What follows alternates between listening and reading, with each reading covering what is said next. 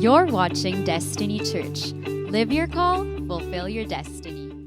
Again, welcome to Destiny Church. No, I believe that there's a good number of you that are joining us for the very first time. So I would like to welcome every one of you to Destiny Church and also greet you a Happy New Year. My name is Pastor Carlo Panlilio, and I've been pastoring Destiny Church together with my wife, Shalene, for the last 26 years. And we are excited to have you here with us this afternoon. Also, I would like to welcome those of you that are joining us via live stream. Welcome din po sa lahat ng nanonood sa amin dito sa Destiny Church. Now, I would like to tell you something about who we are as a church. Maybe you're wondering, why do we call ourselves Destiny? Bakit nga ba, of all the possible names for a church, we call ourselves Destiny Church? We believe that God is a God of purpose, that God is a God of destiny. In other words, we believe that God has a plan for your life and that your life is not a mistake. Hindi ka pagkakamali, hindi ka isang aksidente, hindi nagkamali ang Diyos na ikaw ay ipinanganak sa mundong ito because God has a plan for you. In Jeremiah chapter 29 verse 11, there's this wonderful verse that talks about how God has a plan for each one of us. Jeremiah 29 verse 11, sabi po dyan, "For I know the plans I have for you, declares the Lord." I want you to understand that God has a plan for you. And in as much as He has a plan for you, I believe that God has a plan for your life this 2025. Tama ba? Right? Just think about it. Is it possible that you could have actually passed away in 2024? Okay? Anyone here, you had what you call close calls? Ako, looking back at my life, I remember that I do have a number of close calls. Muntik na ako maaksidente, muntik ako masagasaan. But then I realized, I'm still here, I'm still alive. And could it be that the reason you are still alive is that because God has still a plan for you? Right? Right? Sabi dito ng Lord, plans to prosper you, not to harm you, plans to give you a hope and a future. I want you to understand that God is a good God. His heart is towards you. When He thinks about you, sabi dito, He has a plan for you and plans to what? To prosper you. Okay? God is thinking good things about you. He doesn't plan to hurt you or to harm you or to destroy your life. In fact, sabi dito, plans for good, not for disaster. Plans to prosper, not to harm. Plans to give you a hope. Pag-asa. Probably if there's one thing that the new year, puts us into is, it gives us a sense of hope. Sino dito, looking at 2025, you're really excited. You are actually hopeful as to what this year may bring for you. Right? Tama ba? I hope you look at this year, that is literally ahead of us, ahead of you. In that way, it's a year full of hope. It's a year full of potential. Sabi dito ng Lord, plans to give you a hope and plans to give you a future. Yun nga, what a future God has in store for us, in store for you this year. Amen? And that's why we call ourselves Destiny. We believe God has a destiny for us. God has a purpose for us. And that your life is not a mistake nor an accident. I want us to pray right now as we get into the Word of God. Lord, marami pong salamat, Lord God, for the year that was. But Lord, right now we are excited. We are thankful for what you're about to unfold in our lives this coming 2025. I pray, Lord God, that you will help us realize the potential, Lord God, of what you can do to us this year. The potential, Lord God, that we are yet to realize and yet to manifest in our very own lives. Lord, I pray that, Lord, this message will really speak and bring change into our hearts and into our minds.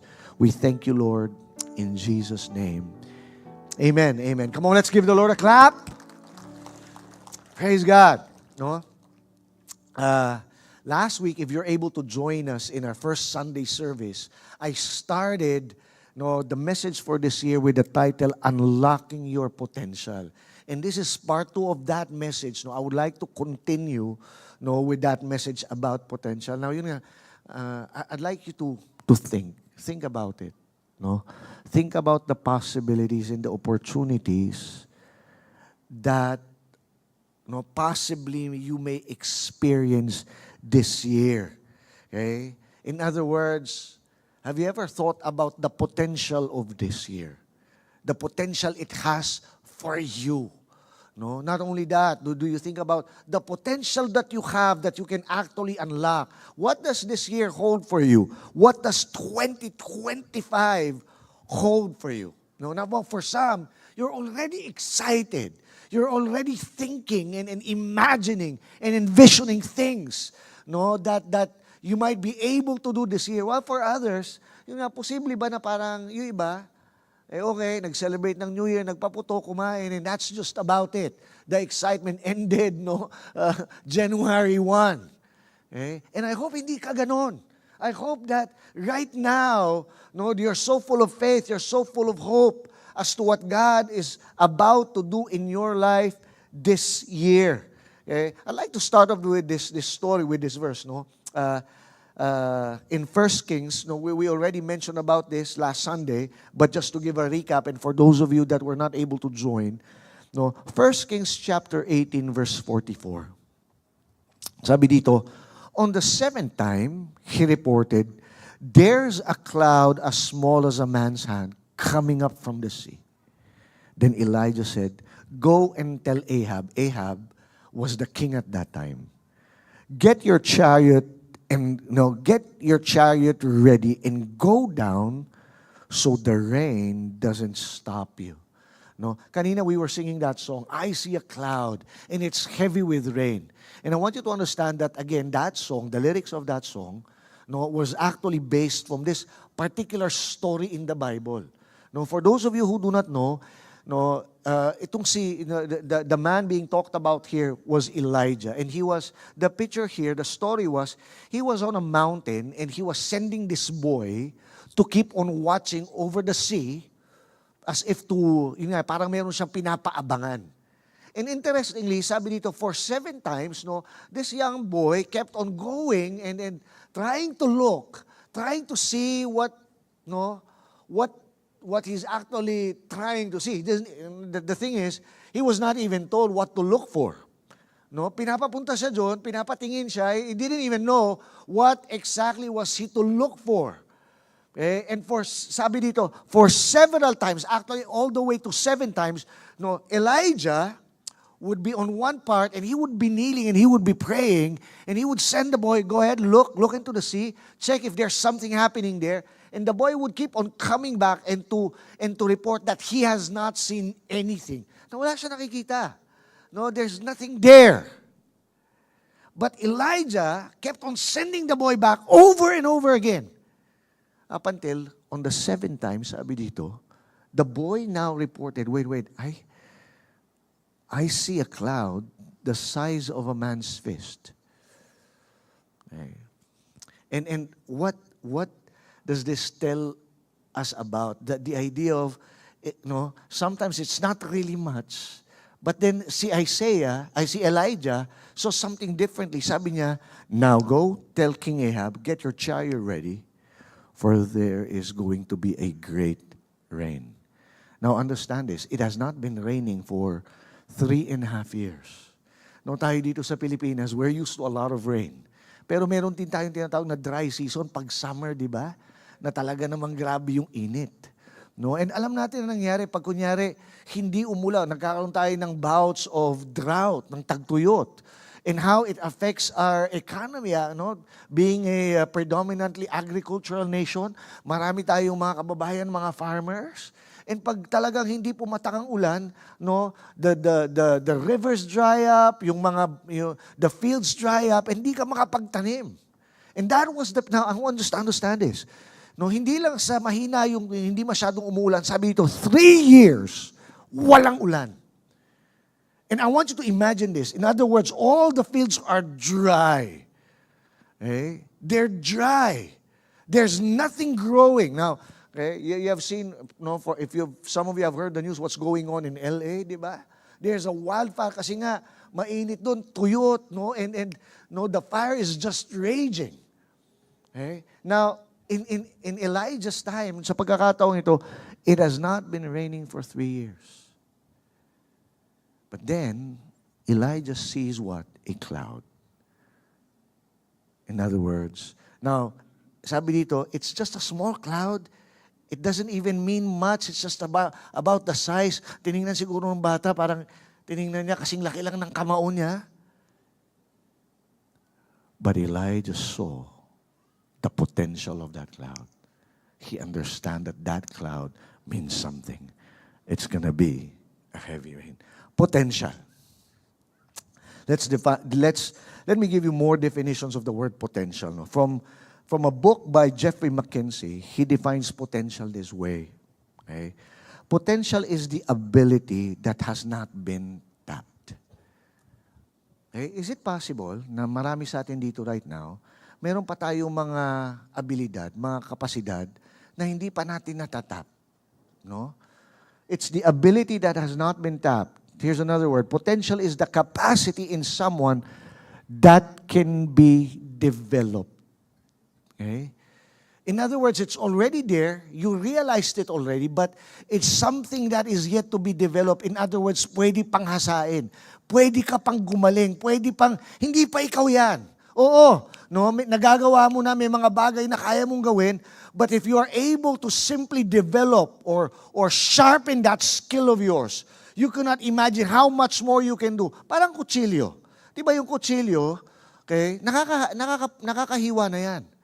Pero it's another level. For example, yung kutsilyong ginagamit mo, hinasa mo pa. Pag hinasa mo, it becomes more effective and more efficient. Is it possible na marami sa atin, marami tayong mga giftings, talento, na bagamat nandyan na nagagamit mo, no, hindi mo pa talaga hinahasa, hindi mo pa nade-develop. Imagine if you can develop that skill. Okay? Kaya dapat mag-aral. No, kaya dapat hinahasa natin yung ating mga sarili sa mga bagay na kung saan tayo gagamitin ng Diyos. No? Potential is the capacity in someone that can be developed into something in the future. Here's another definition. Potential is the capacity or ability that has not yet been utilized. Yun nga eh. No, similarly, it's untapped, unutilized. In other words, unused. Okay? No, if something is unused, no, somebody said this, okay? Hey, what you don't use, you will lose. It's just a principle in life. Pansinin mo isang bagay na hindi mo ginagamit, eventually, even if you are so good at something, if you stop using that skill, that talent, eventually, yun nga, may term tayo sa Tagalog, nangangalawang. Kahit na anong galing mo, pag tinigil mo, no, gamitin na isang bagay sa buhay mo, mangangalawang ka. And for all you know, later on, mawawala yan. If you don't use it, you will lose it. Okay? Even in terms of biology, in our muscles, no? Okay, for those of you in the medical field, alam natin ito. There is, in fact, a medical term, yung tinatawag na atrophy. Kaya pag ang isang tao matagal ng bedridden, mapapansin mo, lumiliit yung kanyang mga muscles. Lumiliit yung kanyang legs, yung kanyang binti. Kasi nga ang tawag doon, na-atrophy na. Lumiit na. Okay? What you don't use, you will lose. No? Potential is the capacity or ability that has not been used or utilized. Potential is the quality in someone that can be made better. Yun nga. No, it can be made better, it can be developed. Ito, I like this part. Potential is the extraordinariness in someone that should be identified and activated. Is it possible? No. You look at yourself, and most of the time, we simply see ordinary.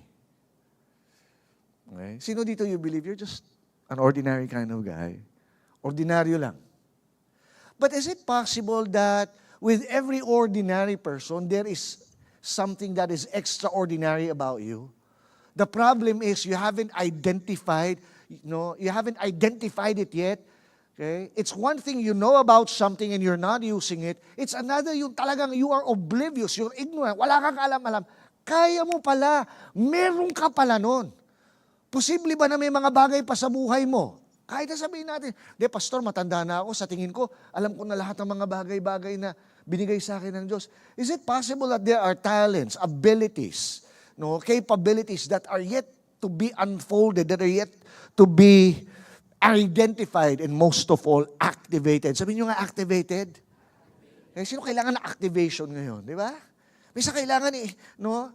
You need to you turn a switch button to activate something. Okay?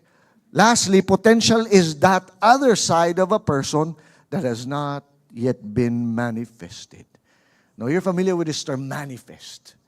Okay? And is it possible that yun nga may mga bagay in a person that has not yet manifested?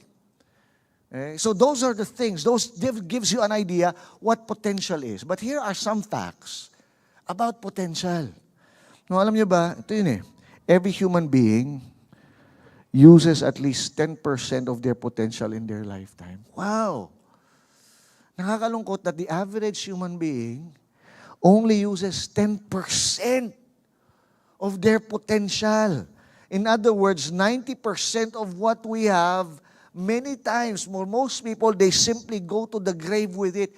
Nililibing tayo, namamatay tayo na punong-puno ka pa ng potential. There's so much that you could have offered this world, and yet people die and they get buried with their potential.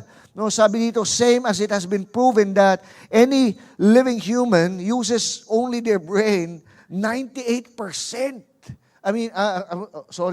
Okay? Uses their brain, 98% of it goes to the grave. In other words, for all you know, hindi ka naman bobo Di ka lang nag-iisip. Posible ba yun? Na maraming tao, hindi naman bobo. Malaki kasi iba bobo. Hindi ako naniwala ang bobo tao. Pero may mga tao, hindi nila ginagamit. Sabi dito, this is statistic. Pinag-aralan to 98% daw ng mga tao, 98% lang na utak natin pinapagana natin. 2% lang na utak natin pinapagana natin. 98 tulog. In other words, hindi nag-iisip. Sabi mo nga sa katabi mo, mag-isip ka naman. Di ba? Sino na dito nasabihan ka ng mga katagang, di ka kasi nag-iisip. Di ba? Sa totoo lang, sino dito may mga bagay na nagawang mali? And sa totoo lang, yung mga maling yun, na-realize mo mga bagay na hindi pinag-isipan. Tama ba? Di ba? Parang, kaya minsan sasabihin mo sa kaibigan, mag-isip ka naman. Parang di ka nag-isip And minsan yun yung totoo, hindi talaga nag-isip. May mga bagay, kailangan pinag-iisipan. Tama. No, hindi ka mas lalo lang nagpapaloko, in love ako. Pag-isipan mo yan. No, ang pag-ibig, pinag-iisipan niya, hindi lang basta, ang problema kasi, yung hinayaan natin na yung pag-love, dapat, nahuhulog ka na lang. I fell in love. Ayun. No, lahat ng nahulog, nabukulan. Tama? Sabi mo sa katabi mo, mag-isip ka Okay? One of my favorite authors back then was a man by the name of Wayne Cordeiro. He's actually a pastor and he has a church in Hawaii. And he wrote a book I read years ago entitled Dream Releasers. I'd like to recommend this book. If any one of you can get a hold, read this book. It's powerful. Dream Releasers. And Wayne Cordeiro says something that stuck with me in that particular book. Sabi niya, and I'd like to quote, "The richest spot on the face of the earth cannot be found in the diamond mines of South Africa. It is not in the oil fields of Saudi Arabia." Or for context, it is not in the highly debated Spratly Islands. Sometimes we think that the richest plot of land nandun sa mga lugar na yon. Sobrang tindi ng yaman, there's oil, there's marine life. Pero sabi niya dito, it is not in those places. No, the richest plot of land on this planet is in your very own neighborhood. Nandito lang, malapit lang sa atin. It is in the cemetery. Sabi niya, cemeteryo. Bakit? The graveyard is the wealthiest place in all of creation. Beneath those rectangular pieces of sod lie countless unsung melodies, unwritten poems. Sabi nakakalungkot kasi no, sa ilalim ng mga puntod na yon, there are a lot of what? Unsung songs. In other words, mga awit na hindi na nakanta, mga tula hindi na naisulat, o hindi nasambit. Okay? The grassy plot overflows with brilliant ideas. Yun nga, natulog na lang. No, brilliant ideas that could have transformed entire communities, rehabilitated the lost, brought hope to the weary. Our burial grounds reek with unattained successes and unrealized dreams. Wow! Oo nga, no? No, sa cemetery, there's so many what? So many, sabi dito, unattained successes. Dapat sana itong taong ito, naranasan niya yung ganitong klaseng tagumpay. And yet, no, he was not able to attain that success. Sabi dito, unrealized dreams, mga pangarap that did not come to fruition. Yun nga, hanggang ano lang, manifesting naman. Pero hindi nagkatotoo. Okay, yun nga, nabaon. Ang problema, sayang nga, if we can only mine the cemetery, if we can only mine other people's dreams and other people's success, but you know what? Once you're dead, you've lost potential. That's it. There's no recovering from dying. Diba? Tapos na. And that's why we need to make do of what we have today. Realize, unlock our potential. Right? And I have a good news for you nga potential doesn't have to be buried. Potential doesn't have to die with us in the grave. No, potential can be harnessed. Okay, yun nga, you can harness. Like for example, no, remember yung hangin. Years ago, parang yung hangin lang. But then, no, our ancestors realized that you can harness the power of the wind. Paano? Through the sail. Diba? Kaya yung unang panahon, yung paglalayag, no, when people go out, no, yun, parang di ba yung Moana, di ba? Yung paglalayag, yung to sail, to harness the power of the wind. No, and now, with more technology, meron tayong mga windmills that generate a lot of power, a lot of electricity, to harness that power. No, ngayon, marami nang nag-shift to solar powered electricity, solar energy. Hey, dati, yung araw, wala lang, okay, mainit. But now, you're harnessing it and turning it to what? To electricity. No, to power our houses, di ba? No, dati, potential lang siya. Potential lang, nandun lang. Available. Pero wala pa siyang gamit. May posible ba yun nga, may potential ka, pero wala pang gamit. But it can be harnessed. That's good news. It can be improved. Sabi mo sa katabi mo, no, mag-i-improve ka pa. Tama ba? Posible ba? May improvement pa yan. Right? Para iba, parang hindi na, pastor. Mukhang ganito na talaga to. Hindi ako papayag. Okay, magbabago ka pa, pwede ka pa magbago, pwede ka pa mag-improve. Right? You have to believe that. Otherwise, there's no even point to being alive if you cannot improve, if you cannot be better. Okay, one of the worst places that one could be in is to be stuck. Don't you hate tayo? Ang problema tayo mga Pilipino, sanay na we're stuck in traffic, we're stuck no? Pero nakakainis, di ba? You ever been stuck? Can't do anything, you're just stuck. Na-stuck ka. No. Don't be stuck. Right? No, I believe that God wants God wants you to move. To be improved. Potential can be improved. It can be developed. Potential, nasabi dito, people with high potential. Here's another fact about potential. People with high potential develops people with less potential. And that's why here at Destiny, we want to have high potential people, not just so we can have a room full of people that are high potential, but the potential of high potential people to develop others. Tama ba? Tama ba? Right. Potential can be unleashed. It can be unleashed, no? When Jesus, the Bible, talks about illustrations and images of potential. Matthew chapter 13, this is one of the most beautiful illustrations of potential. Sabi dito ni Jesus, in fact, he talks about the kingdom of God in this manner. Jesus put another parable before them saying, the kingdom of heaven is like a grain of mustard seed.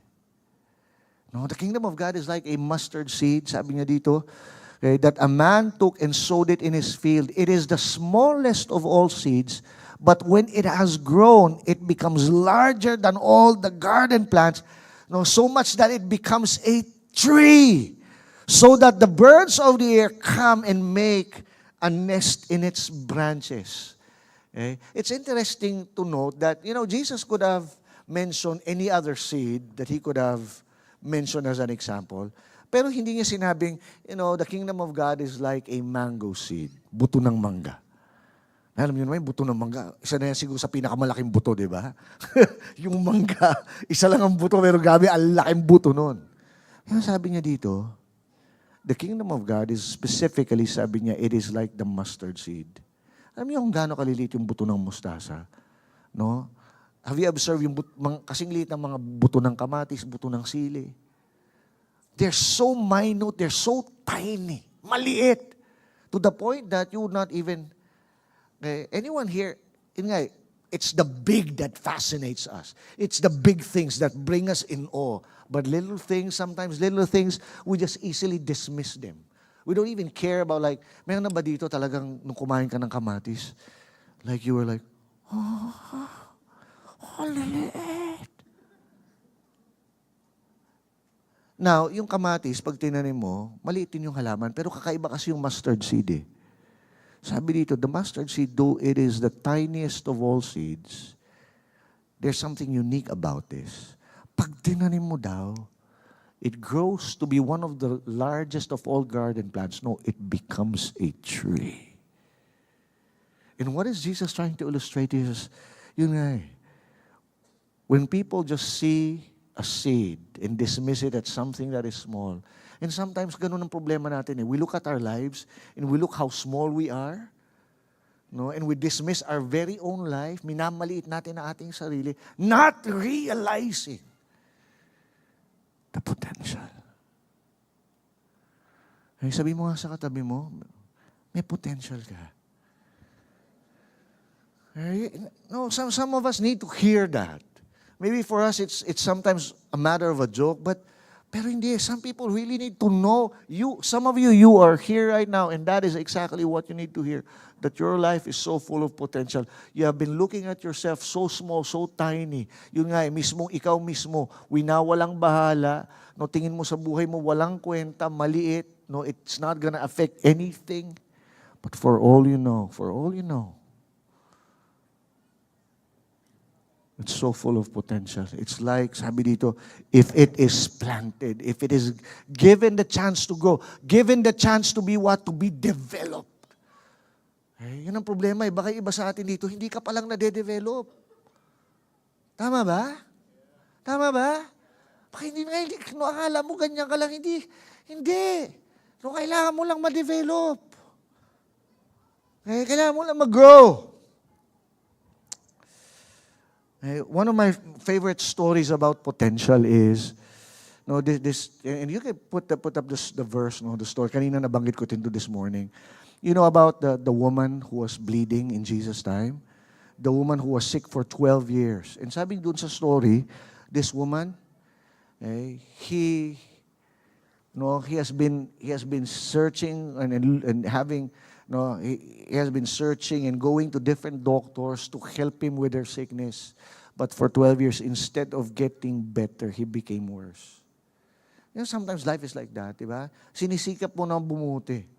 Pero parang mas lalo mo sinisikap bumuti. Bakit parang mayroong mga pagkakataon, mas lalong nagiging worse tayo? No? Pero here's what happened in the story. Okay? Do you have it? No? Ayan. Luke chapter 8, verse 43. Then, he had this opportunity. She saw a potential. Jesus was one day walking, and though there were a lot of people trying to get closer to Jesus, pinagsisiksikan si Jesus, this woman decided she's gonna press on into the crowd. Okay? And in her mind, sabi niya, if I can only touch, can you say it with me, touch? If I can only touch the hem of Jesus' garment, yung laylayan ng damit niya, sabi niya, I know I will be healed. And that is exactly what she did. No? She went through the crowd, pressed on with all her might, nakipagsiksikan siya. And finally, that's all, no, she was able to touch. She was not, hindi sinabi dito, she was trying to get a selfie with Jesus, or she was trying to get an autograph with Jesus, or she was trying to embrace Jesus. Sabi niya, if I can only touch just a part of Jesus' clothes, I know I will be healed. And sabi dito, the moment she touched that touch, sa laylayan lang ng damit ni Jesus, whoa! Potential. Power, sabi dito, power was unlocked. Power was released unto her. Sabi dito, she was healed instantly. The power of one touch. Okay? The power of one touch. I want you to understand, so many of us, every Sunday, we just come to church. No, why are you coming? Is just for the sake of going through the service, or are you here to experience God's touch? No, marami dito uuwi lang, okay, nakapagsimba ako, but then there will be people that they know, they've been touched. They had an encounter. No, ang dami actually nakikipagsiksikan dun sa babae. Ang dami humihipo kay Jesus. But interestingly, here's what happened in the story. All of a sudden, at that moment, nahawakan niya, laylayan lang damit, sabi dito ni Jesus, someone touched me. And then the disciples were like, well, Lord, talaga lang ha. Kanina ka pa hinahawakan ng mga tao. People has been touching you. Isn't that obvious? What do you mean? They didn't understand. No, that's why sabi ng mga disciples, what do you mean, Lord, somebody touched you? Like, people have been touching you all this time. Jesus said, no, I felt power came out of me. And that's when the woman said, Lord, it's me. And sabi ng Lord, your faith has made you whole. Because interestingly, she didn't just touch Jesus, she touched Jesus in faith. Mamaya, we're going to talk about that. How faith unlocks potential. Sabi, no, she touched Jesus in faith. I hope that you're here right now and you're not just sitting there. No, but you are listening and receiving this in faith. That's how you unlock it. You're not just, okay, some of you are even taking the chance to fall asleep. Don't! You're missing out on potential. Right? Come on, right? Hey, sabi mo sa tabi mo, gising. May potential to, may potential. Diba? 7 keys to realizing your potential. I'd like to give you a new story. Diba, last week, we talked about Elijah, and we also, interestingly, talked about Elisha. No, minsan people get confused with these two names, these two guys. One was Elijah, and the other one was Elisha. Okay? Now, I want you to understand that Elijah and Elisha were actually, they were actually related. How? Ito na yon. 1 Kings chapter 19. Nauna po si Elijah. Okay? In the story of the Bible, Elijah first came before Elisha.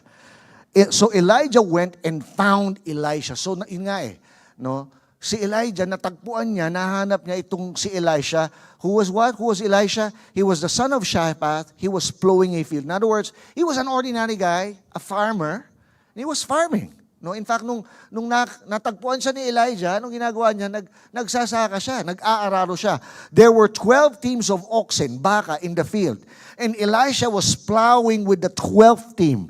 Elijah went over him and threw his cloak across his shoulders, and then he walked away. Now, picture what is going on. No? So, natagpuan ni Elijah, itong mamang ito, si Elisha, itong batang mamang ito, nag-aararo siya, and kinuha daw ni Elijah yung kanyang saplot, yung cloak, no, yung kanyang mantle, no, in other words, balabal. You know, during those days, no, they use some form of mantle or cloak to help them during cold times. Okay? So, kinuha ni Elijah, no, pagkatapos, trino niya yung kanyang mantle over the shoulders, over this man, Elisha. Now, I want you to understand, that was actually an invitation. No? It was an invitation to follow him. Okay? It was an invitation to be somebody's disciple.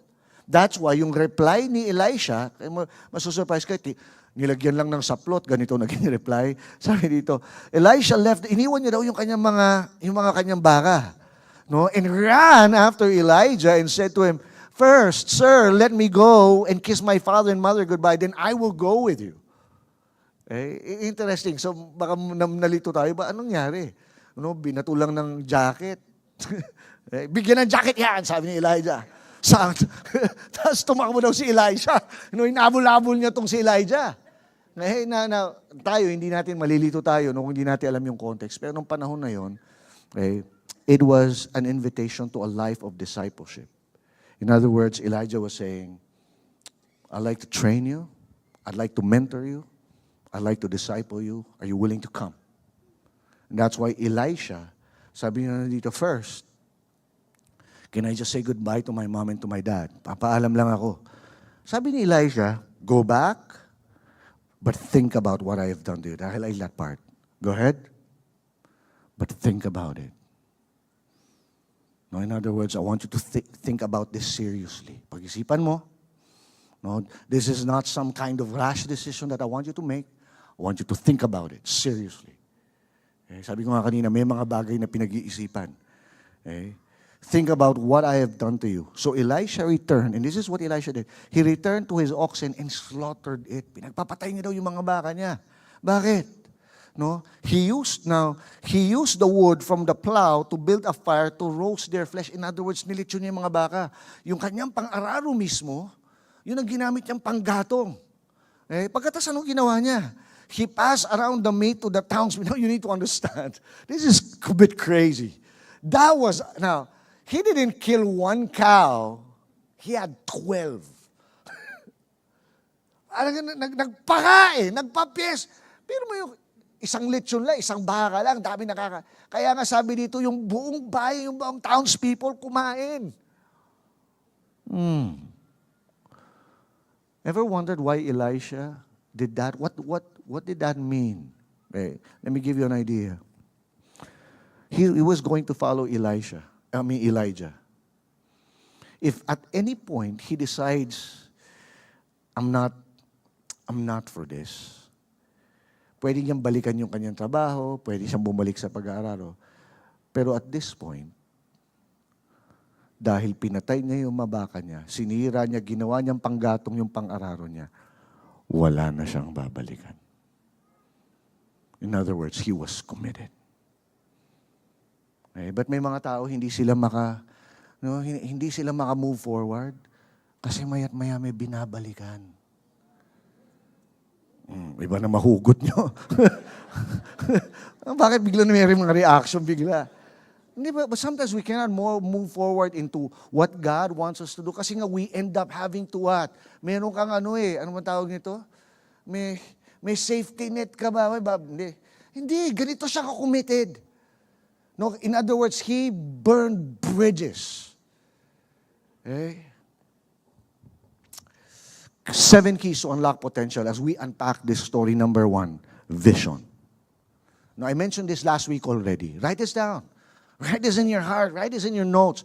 Vision. If there is one thing that's going to unlock potential for a person, vision unlocks potential. Vision unlocks potential.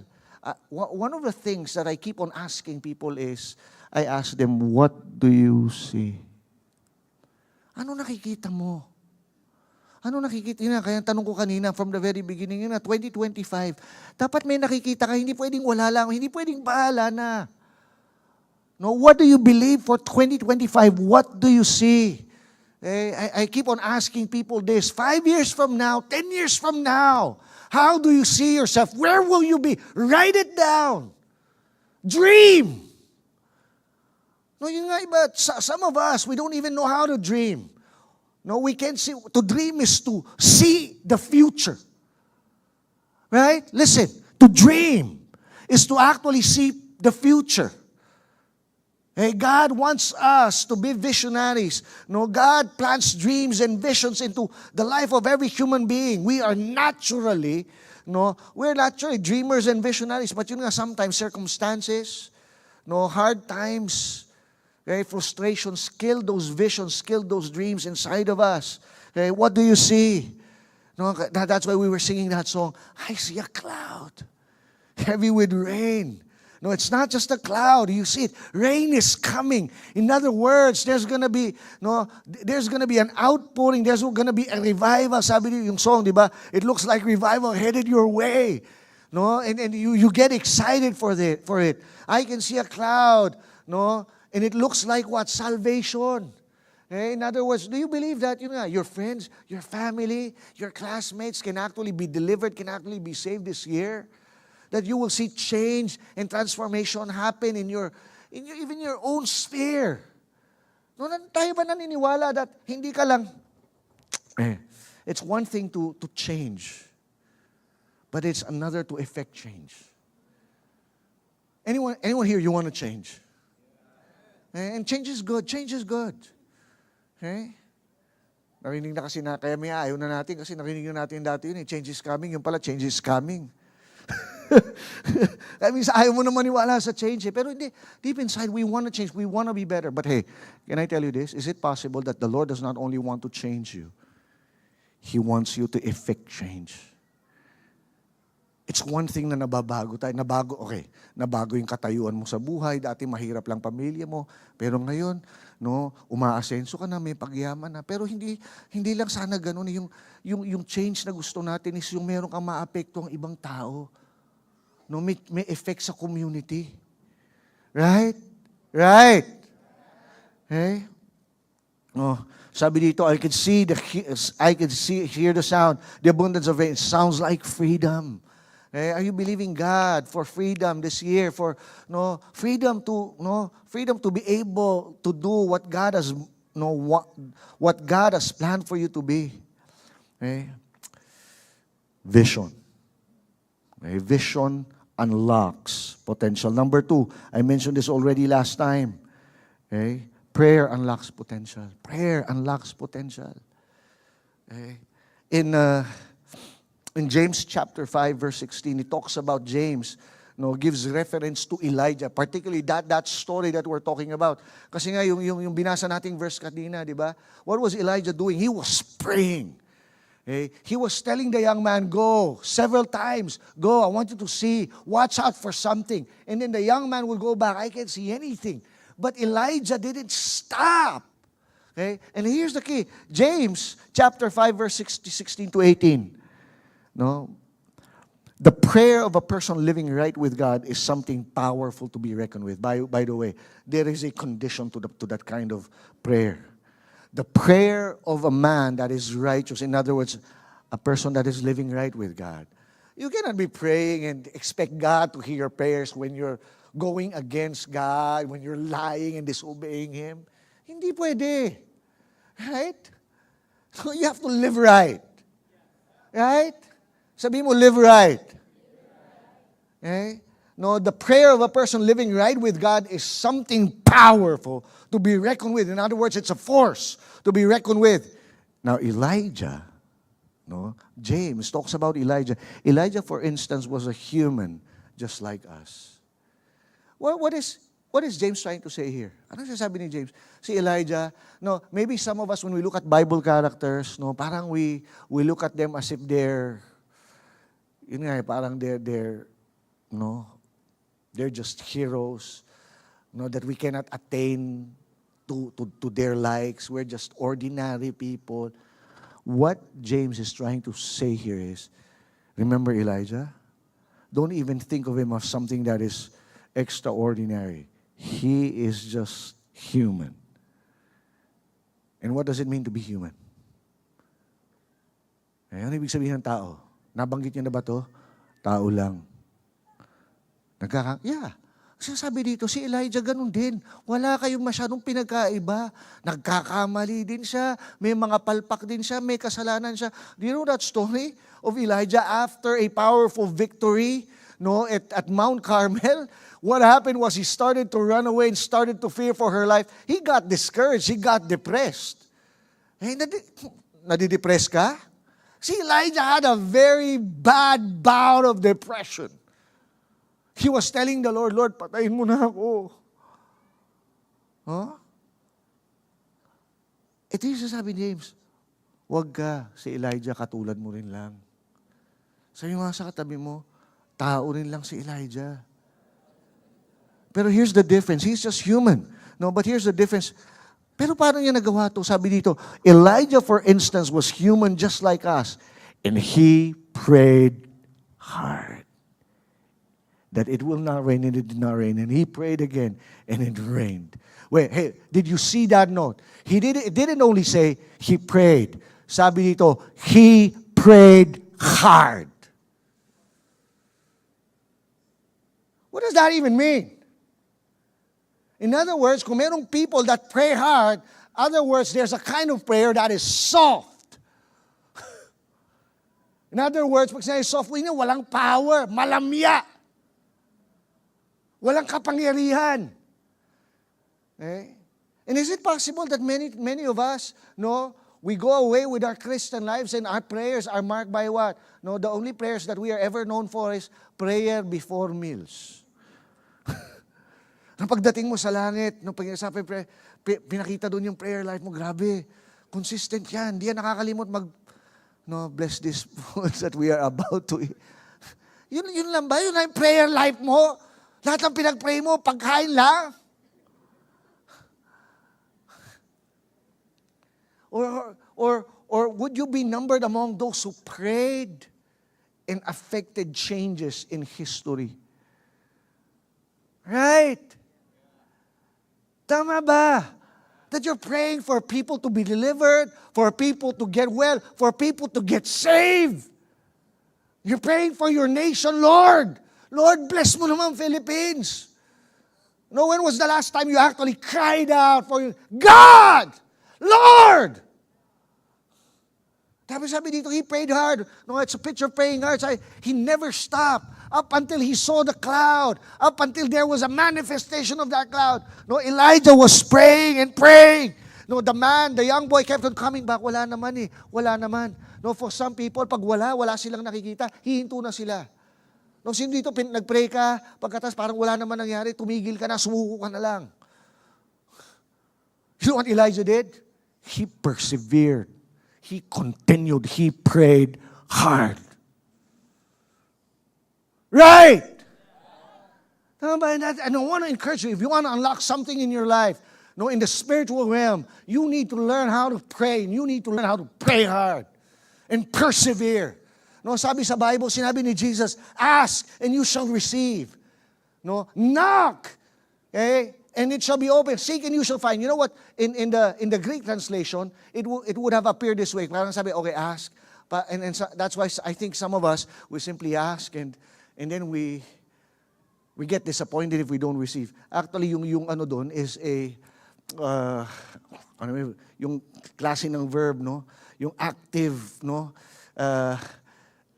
the idea is ask and keep on asking and you shall receive. Seek and keep on seeking and you shall find. Knock and keep on knocking. Sino dito na pagsaraduhan ng bahay, wala ka susi? Nas kumotok ka. Tapos, okay na ba yun? Sino dito talagang, yung kapitbahay, nagising na. Hanggang sa talagang yun nga, napagbuksan ka. Iba dito, kumatok lang pagkaras, ay, walang tao. Ganun ba tayo? Kung yung yung Lazada delivery nga, talagang, tatawagan ka pa. Diba? Hanggang pabuksan. Ganun dapat tayo sa langit eh. Amen? Kaya na yung prayer mo, bless this food, O Lord. Saka mag-pray ka naman talagang yung Lord, baguhin mo pamilya ko. Lord, iligtas mo tatay ko sa sa droga. Lord, i-restore mo marriage na magulang ko. Lord. Tapos talagang i-press on mo, i-pray hard. Lord, ibalik mo yung puso ko for you. Right. Prayer unlocks, here's what it says.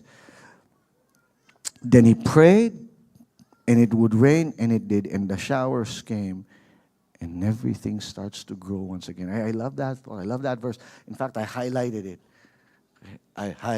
it. Naka-highlight sa naka-bold yan, di ba? The showers, yan. Ang tingkad ng masyado. Asilaw ako. Yung makikita, anyway, the shower, yan. The showers came, and everything started growing. Hey, you know what rain does? You know when rain, everything starts growing. You know, is it possible that in your life, things have been dull, things have been stagnant, nothing is growing? In other words, when nothing is growing, there's no life, walang buhay. Kaya may mga tao parang walang kabuhay-buhay. But you know what prayer does? It unlocks potential, it brings growth. Hey, I'm believing that this year, really, we're going to start filling this place up with people. Amen? Amen? Amen. There will be no more seats. Hey, maybe some of you hindi nyo na inabot yun. When we were having our services at what's this? At UP Film Institute. Mas malaki pa dito yun, no? Ito 600-seaters, Film Institute, 700-seater. We would have monoblocks on the aisles.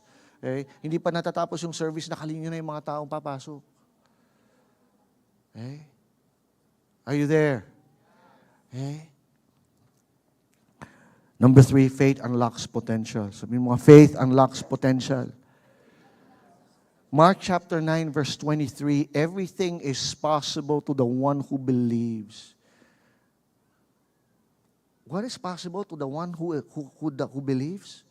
What is probably lacking in your life is belief. It's faith. You have to believe again. You have to believe again. Because everything is possible to one who believes. In other words, yung imposible nagiging posible sa mga taong sumasampalataya, sa mga taong naniniwala. This is Jesus. What keeps us from what? From unlocking the impossible. No, is probably or most likely our lack of faith. Our lack of belief. No? You know the story that I was, when the woman touched, it was not her touch per se that brought healing, that released the power. No, when Jesus confronted her and sabi niya, Lord, it's me. What did Jesus say? Daughter, your faith has made you whole. What unlocked the power of Jesus in her was her faith, was her belief. Kasi nga, di ba, naniwala siya. Sabi niya, kung mahahawakan ko lang, naniwala siya. Yun, yung paniniwala niya, hindi nga yung actual na paghawak niya. Can you believe? Can you believe that God is not done with you yet? That God is not finished with your life? That He has more about to do and to unfold in your life? That you are not small, that you're not tiny, na hindi ka walang kwenta? No? But you are a person of potential. Okay. Number 4. I'm down to my last 2. Can somebody come? No, the worship team could prepare. Doing. I'd like to focus on this. Doing unlocks potential. Now, it's not just a matter of what? No, some people, they see. Pero ang problema yun nga, may nakita ka pero wala ka namang ginawa. It's not enough that you simply see something. For most of us, we see potential. We know what we can offer. We know what we can do. But we end up not doing anything. Okay? If there's one thing that can unlock potential, it is doing. James chapter 1. Faith coupled with action. No? Look at this. Basahin natin sabay-sabay. I want us to read this aloud. Let this register. Let this speak to your heart. 1, 2, 3, go. But be doers of the word and not hearers only. Wow! If you can get something from this message, I want you to get that. I want you to get that. You watching over the live stream, I want you to get that. Sabi dito, but you be what? Doers. Christianity is not just about belief. Believing is a powerful part. We need to believe. Pero hindi lang yun. We need to do. We need to be doers of the word. Sabihin mo nga, doer. Okay? If you're going to unlock your potential this year, you need to start doing. Okay? You need to start doing.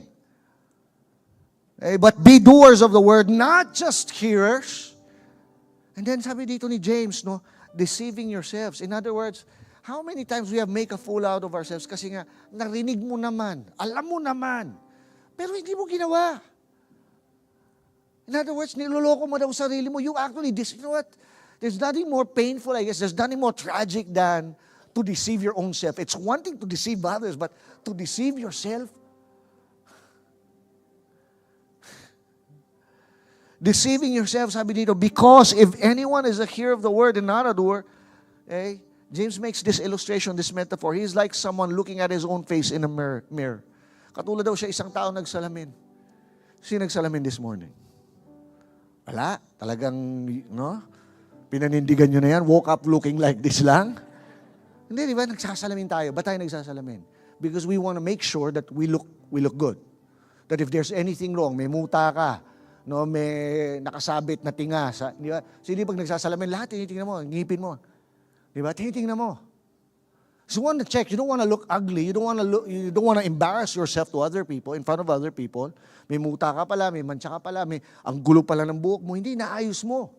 Sabi dito, ang problema, no? Sabi dito, okay, if a man is only a hearer of the word and not doer, he is like a man or a woman who looks at his face in a mirror, for he looks himself and then just goes away immediately and forgets what kind of person he was. In other words, okay, he didn't even bother, no, to do something about what he saw. But the one who looks intently into the perfect law and perseveres in it, and is not a forgetful hearer. How many times you've heard a lot? In fact, no, I believe that, no, here in our church, this is a good church, right? You've heard so many things, so many good things, motivational things, things that inspire you, things that blessed you. But this year, I don't want you to just be, you're blessed and like, thank you, that was a good message, Pastor. It's time to act. It's time to do again. Right? Right? No? One of the things that Jesus said in the book of Revelations, okay, and this is for people that are already part of the church, maybe no, sabi ni Jesus, no, do the things that you did at first. And this is in the context of first love.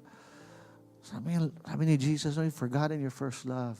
Go back to the things that you were doing at first when you were serving. No, serving with love and doing and right. Ano yung doing? Merong pinapagawa ang Diyos, may dinidil.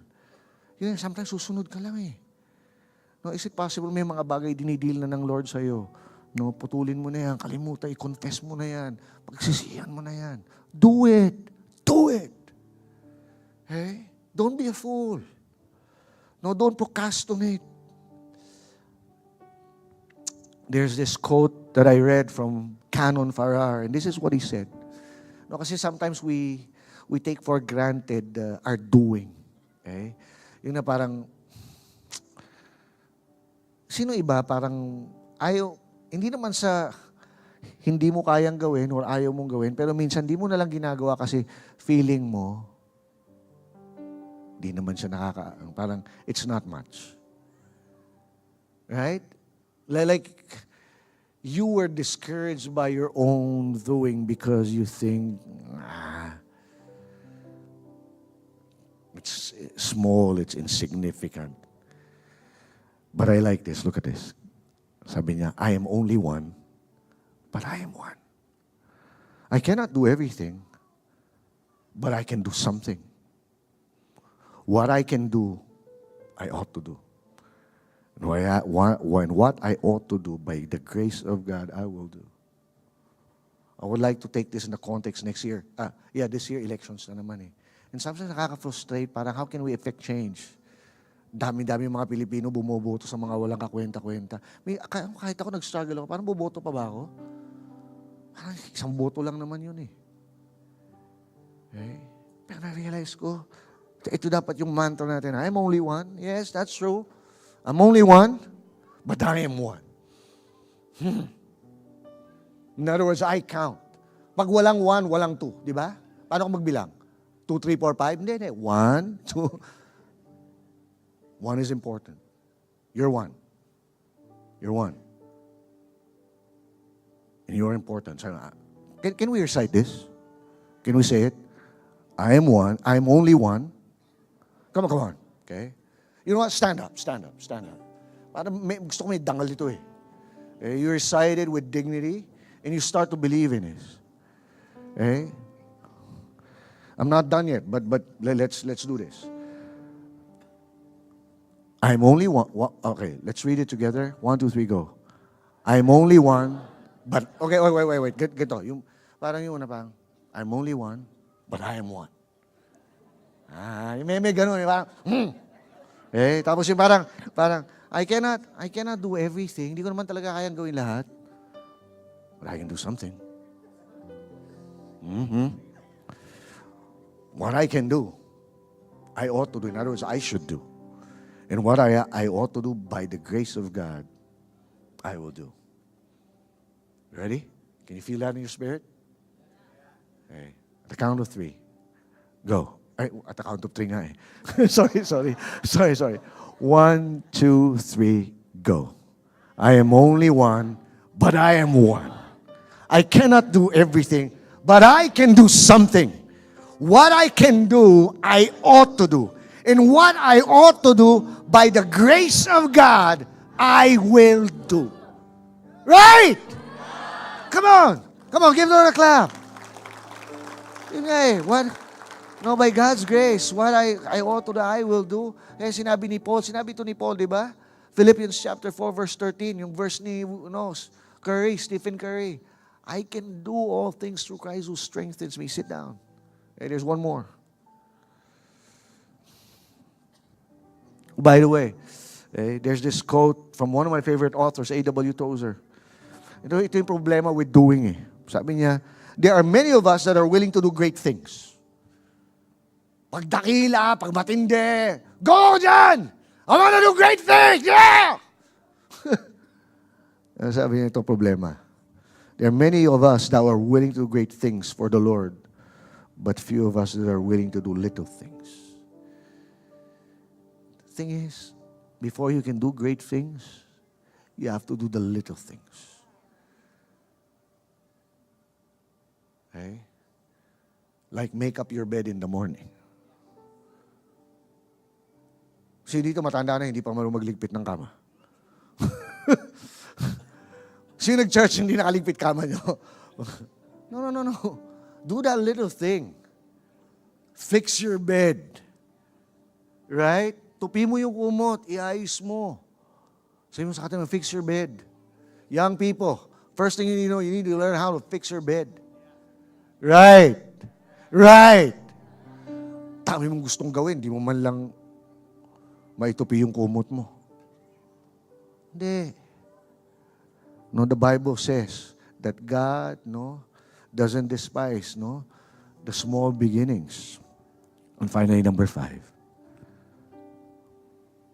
Not only doing, but passion unlocks potential. Okay? We go back to the original story last week, Ito na si Elisha, namatay na si Elijah at this point. Okay? By the way, yung verse that I shared, I want you to understand, that all those things are about, faith. Elisha believed that this man can help him. He had faith in Elijah. Okay? The last one is passion unlocks potential. Elisha told him, get a bow and some arrows, and the king did as he was told. Elisha told him, put your hand on the bow, and Elisha laid his hands on the king's hands. And then he commanded, open the eastern window, and he opened it. Then he said, shoot! So, yung hari at that time, sabi, ina-assist ni Elisha. Sabi niya, sige, buksan mo yung bintana, tapos pakawalan mo yung pana. Tumira siya, sabi dito ng, metaphor pala, illustration yun as to what the Lord was going to do. Sabi ng Lord, sabi ni Elisha dito, this is the Lord's arrow, an arrow of victory over Aram. Aram was another nation, their enemy. You will completely conquer the Arameans at Aphek. Then he said, now pick up the other arrows and strike them against the ground. So the king picked them up and he struck the ground 3 times. Pinalo niya daw, hinlampas niya yung mga pana, yung mga bala. 3 times.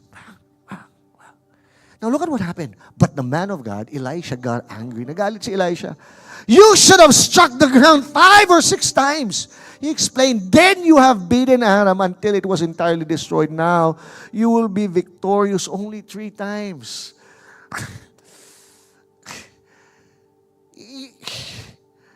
Because of a lack of passion on the king's part. No? And yun nga he was already telling him what's going to happen, that these arrows symbolizing victory. And no, naturally you would have thought that the king would have been pumped up and he was excited, he was full of energy. Pero yun nga no? Malamya, walang passion. Is it possible may mga bagay tayong ginagawa? No, and we are not able to achieve it to its fullest potential because of a lack of passion on our part? Walang passion? No? What is passion? In Ecclesiastes chapter 9, verse 10, sabi dito, whatever your hand finds to do. Okay, read it, go ahead. Whatever your hand finds to do it with all your might. Okay? Pag meron ka daw natagpuan na gagawin mo na rin lang. Gawin mo na ng punong-puno ng passion. Punong-puno ng alab. No, and this is what Elisha did. Okay? When Elijah called him, yun nga, he went all the way. He was not saving anything. Okay? He killed all his oxen because he was thinking, I'm not going to go back. No, he was basically saying, if it gets difficult in following this man, if it gets difficult in following Elijah, then at least I can quit. At least I can stop and have something to go back to. Buhay pa naman yung mga hayop ko, yung mga oxen ko, yung mga baka ko. Babalik ako sa pag-aararo, sa pagbubukid. Hindi, pinatay na lahat Why? Because he was all out. He was all out. He was going to follow Elijah no matter what. Now years later he was giving this lesson about passion, and Elisha understood, why can this king not be passionate now? He's only to get 3 victories and that's it. He could have experienced total victory. God wants you to experience total victory in your life. What's going to unlock that is not only your prayer, not only faith, not only seeing it, pero yun nga, you have to act with passion. I'm 51 years old. This year, I'm going to be turning 52. If you saw me when I was 17, no, I have already been preaching like this. I'm not stopping. When I preach, I want to preach with all my might, with all my energy, with all my passion. If you're going to do something, whether you're a doctor, a call center agent, a student, no, gagawin mo na isang bagay, mag-aral ka na, galingan mo. Tatabaho ka, galingan mo. Magsaserve ka, mamalihin mo, lalo magiging Kristiyano ka, galingan mo. Tama ba? Because God deserves everything. He deserves it all. He deserves our passion. Amen? Amen? Praise God. Can we all stand? I'd like to share this one story, but I think I don't have time. You can watch. Anyone here? This is an old movie. Okay? The movie is entitled Gattaca. Anyone here, you've watched that movie, Gattaca? It's an old movie. I think in the early 2000s. It's starred by Ethan Hawke and Uma Thurman, and I forgot the other guy. Okay, kwento na lang. No? Magkapatid sila. It is futuristic story, futuristic na. Ito na yung panahon that kids, di ba ngayon, pag tayo lahat tayo, pinanganak tayo, natural, in other words, nagsiping yung nanay at tatay mo, and then, yun, lumabas ka with all the flaws and the weakness. Kaya iba, no, ngayon, di ba, ngayon meron ng talaga, yung genetic, ano ba yan? Yung tinitingnan, yung screening. Yung newborn screening, tinitingnan na. Kaya nakikita na misa kung may diferensya Okay? No, and you know, hindi malayo na darating yung araw, Gattaca na tayo. Ang ginagawa nung panahon sa Gattaca, no, yung pinakamagandang egg cell ng nanay, saka pinakamagandang genes ng tatay. In other words, yung perfect nung nanay at tatay mo, pagsasamahin. Tapos, tsaka ngayon, Kaya, tsaka yun ang pagsasamahin. Kaya lumalabas ng mga talagang mga, kumbaga, genetically modified na mga tao. Tao pa rin sila, pero yung best qualities. Now, okay, ang nangyari, meron pa rin mga proponents ng mga natural. Parang okay lang kung may weakness. Yung nanay nung dalawa magkapatid, si Vincent sa si Anton, si Vincent, siya yung panganay. Tapos, yung unang pagbubuntis nung nag-decide na mag-baby yung mag-asawa, inisip na natural lang. Ayaw nila na may intervention. Lumabas si Vincent. Ang problema, nung lumabas si Vincent, daming problema. Ang laki ng chance niya for depression. No, yun na, nung chinek yung kanyang screening, no, itong batang ito, hikain, daming problema. Lampa. Kaya nung pangalawang anak, mag-decide sila, yung best nung nanay sa yung best nung tatay, lumabas si Anton. Pangalan pa lang, no? Anton. Pero habang lumalaki siya, bagamat mas mahina si Vincent, tapos parang, ang nangyari pa, dun sa society na yon, ano tawag nito? What's the term? Discriminated yung mga, dahil nga may mga flaws ka. Kunyari, nakita magtatrabaho ka. Ay, natural. Dami mga flaws nito. Nadidepress to, nalulungkot, hikain, no? Hindi kaya trabaho. Hindi, palaging natatanggap. Kaya usually yung mga discriminated, janitor lang sila, ganun. Pero si Vincent, gumawa siya ng paraan, niloko niya yung system. Niloko niya. Tapos, naging astronaut siya. Yung astronaut, parang nakakarating lang doon talagang matitindi. Ngayon, nalaman ng kapatid niya, si Anton. At gusto niya expose yung kapatid niya, na si Vincent, na despite ng kanyang flaws, na-achieve yung kanyang pangarap. So, nag-aaway sila, sabing gano'n, expose kita. And then, sabing gano'n, mayroon silang pag-uusap, do you want to prove it? Parang patunayan daw ni Anton na talagang defective siya at si Anton yung better. Noong nakaraan, nung bata sila, palagi na silang naglalangoy. Interestingly, kahit na mas perfect yung bunso, natatalo siya ni Vincent. Tapos ngayon ganun uli yung hamon. Lalangoy sila doon sa dagat, open sea, open water. Okay. Pagkaras nung lumalangoy sila, maalon, tapos eventually, ganun na nga naman nangyari. Hindi makahabol yung perfect. Hindi makahabol si Anton. Hanggang sa nalulunod na siya, he ended up being rescued by his supposedly weaker brother. Hey, nanghina na pagod. Finally, sabi, how do you do it? How do you do it? How do you do it? Yung sagot ni Vincent, I didn't save anything for the trip back. Kasi parang idea, mayroon silang isla na unahan sila makapunta doon sa islang malayo. Lalangoy lang. Sabi, how do you do it? Paano mo nagagawa yun? Nalalampasan mo yung lakas ko. Sabi ni Vincent, I didn't save anything for the trip back. In other words, he was all the way. It's all the way. Passion.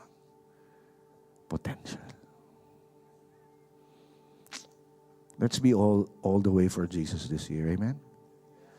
Amen? No reservations. Some of you may mga reservations tayo. But no, this year, we're gonna go all the way. Amen? Praise God. I want us to pray right now. I want us to pray, Father, Lord, I pray, Lord God, that this year, we will truly unlock the potential inside of us. Some of you are struggling. Some of you, you have reservations. You haven't really given all the way. You haven't really give everything to Jesus. And if that is what you want to do right now, you want to tell the Lord, this year, I'm going to go all the way. I'm going to go all in with you, Jesus. Lord, isusuko ko na lahat. I'm not going to make any reservations. No more reservations. I'm going to give you every aspect of my life. I'm going to be passionate. Lord, I'm going to be a doer of your word. Lord, for the longest time, some of you have just been hearing and hearing. Okay? Now it's the time. Do. If you want to recommit, if you want to recommit to a life of doing, if you're recommit a life of passion, a life of praying once again until something happens. Pray hard. No, if that is the kind of life, if you want to see potential unlocked this year, go ahead, lift up your hands, lift up your hands. Go ahead, just surrender everything to the Lord. God, Lord, you see these lives, you see these hands, Lord God. Even right now, I pray for your fire. I pray for your passion, Lord God. Lord, begin to move in our lives once again in Jesus' name. In Jesus' name. Lord, I release that passion right now. Lord, yes. Lord, we know that we are just one, Lord God, but we are one. I am one, Lord God. Lord, we may not be able to do everything, but we can do something. Lord, we're going to do those things. By God's grace, I will do what I will have to do by God's grace. Father, in the name of Jesus. Hallelujah. Hallelujah. Come on, let's just worship the Lord. Just worship God. You're all we want. You're all we want. Holy Spirit, come rest on us. You're all we want. Lord, fill us with your fire, God. Fill us with your power. Fill us with your passion, Holy Spirit. God, rest on your people. You're all we want. You're all we want. Holy Spirit, come rest on us. You're all we want. You're all we want. Fire and wind, come and do it again. Open up the gates of heaven on it. Come rest on us. Come rest on us. Fire and wind. Fire and wind, Holy Spirit. Do it again, Lord God. Do it again in our church. Fill us with your fire, God. Fill us with your passion. Come rest on us. Fire and wind, come and do it again. Open up the gates, let heaven on it. Come Rest on us. Come rest on us. fire and wind, Lord, do it again. Lord, come on. Come on, press into the heart of God. Press into His presence. Lord, Rest on us. Fire and wind, come and do it again. Lord, ito todo namin, Lord. Todo na to this year. God, Rest on us. Come rest on us. Fire and wind, come and do it again. Open up heaven on it. Come rest on us. Come rest on us. Fire and wind, hallelujah. heaven on it. Come rest on us. Come rest on us.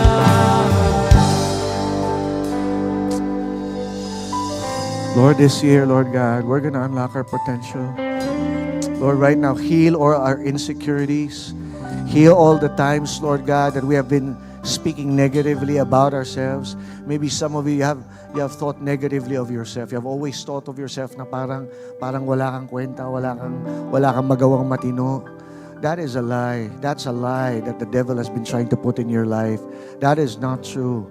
God has purposed you to live your life with purpose, to do good things. The Bible says that God, from the very beginning of time, He has placed good things in you.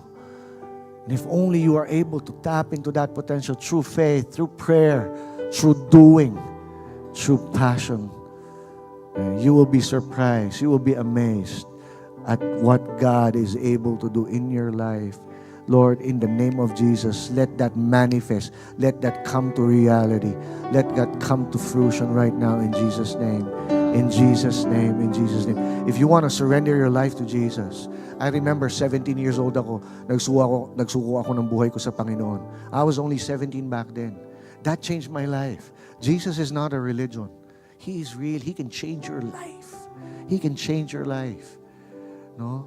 I did that. I just prayed, God, change me. I repent of my sins. And I can still remember that day. My life was turned around. Nabago ako. And I believe it. This is not yet my potential. I believe there's more.